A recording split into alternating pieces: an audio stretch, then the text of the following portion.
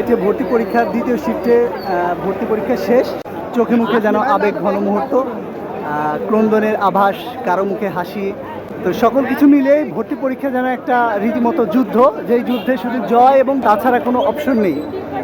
আর এই যুদ্ধে না আছে কোনো সমঝোতা, এই যুদ্ধে না আছে কোনো বোঝাপড়া, এই যুদ্ধে না আছে কোনো চুক্তি।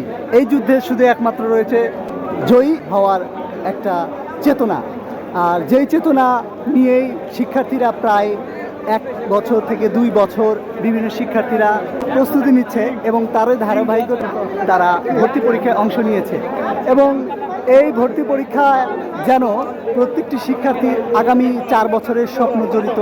এবং এই ভর্তি পরীক্ষায় দীর্ঘ 2টি বছরের পরিশ্রম যেন 2.5 ঘন্টাতে তারা নির্যাস হিসেবে অংশ নিয়েছে। এবং ভর্তি পরীক্ষায় যারা ভালো করেছে কিংবা ভালো করেনি, আসলে এই চিন্তা চেতনা নিয়েই ভর্তি পরীক্ষা দেওয়া উচিত যে আমার চান্স হতেও পারে, নাও পারে।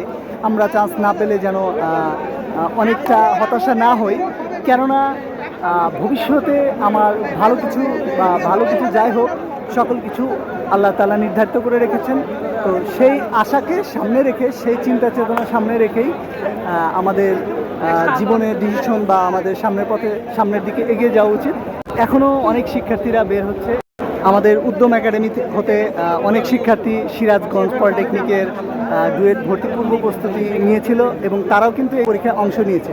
সকল পরীক্ষার্থীর জন্যই দোয়া রাখি এবং শুভকামনা, ভালোবাসা জানাই।